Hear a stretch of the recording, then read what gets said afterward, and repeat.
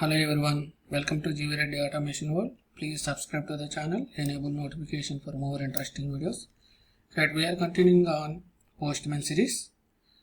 Right, today's session we will see what are the different status codes available in the API. Right, what is the status code? These are all HTTP status code. That means when you are hitting service, it is giving response. Right, whether it is successful or unsuccessful, right, what is the error, right, how we will know based on these status codes. By using this status code, we can understand what is the issue with the API. Right, API codes typically refers to HTTP status codes or error codes that an API returns to indicate the result of the request. These codes helps developers or testers to understand whether API is successful or failed or any issues. What are the different types of? We will have a codes. Right, we will have a XX means right, we will have a 100, 101, 102 like that. Right, 1XS means 1 series. Right, 100 series.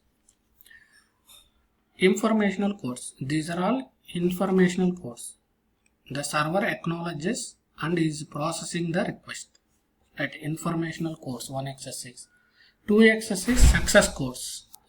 Right, 2XS is success codes. That means server successfully received, understood and processed the request. Right, a success codes, so 2XS is. 3XX redirection codes. Right, the server received the request but there is a redirect to somewhere else. Right, internally before sending response to what it will do, we are hitting one server, it is internally hit to some other server.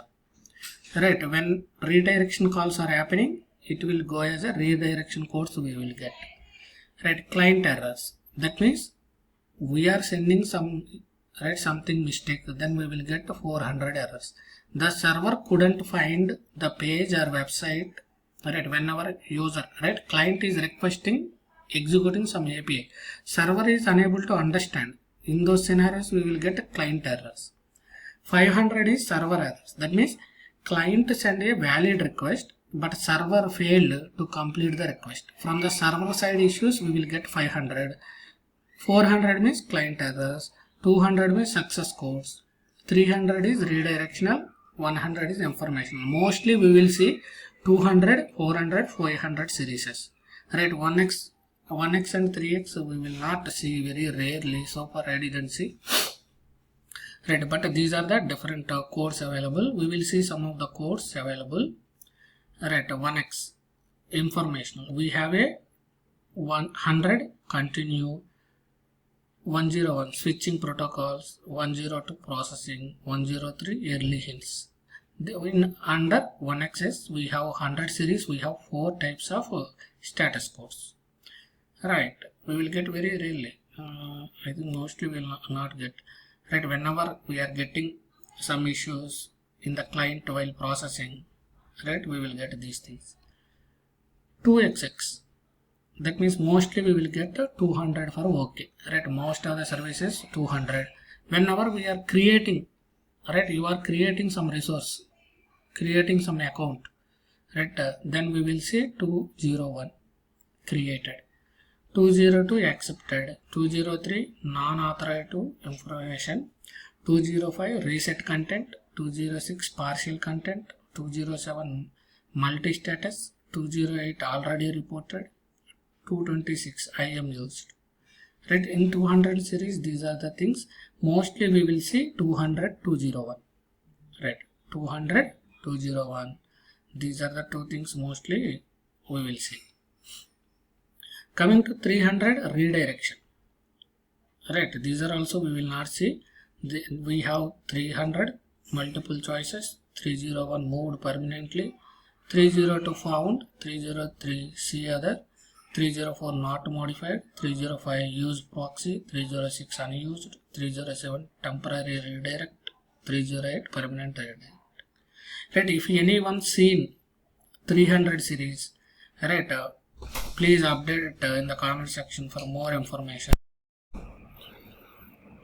Right, 400 client errors. That means we are sending the issues are from client side, right? That means we are not sending correct one. 400 bad request. That means you are missing the semicolon, we are missing the quotation, you are giving an invalid character in the request, right? Then we will get 400. Unauthorized, right? If you are there is a authentication. To authenticate, we have to send authentication tokens or basic authentication. Different types of authentication we have, right? If you are providing that invalid, we will get unauthorized. 402 payment required. 403 forbidden. If you don't have access to service, we will get 403. 404 not found. That means service is we are giving API URL, right? Wrong. Then 404 we will get. 405 method not allowed. Suppose for the get request, if you send a put request, right, then it will say method not allowed. 406 not acceptable.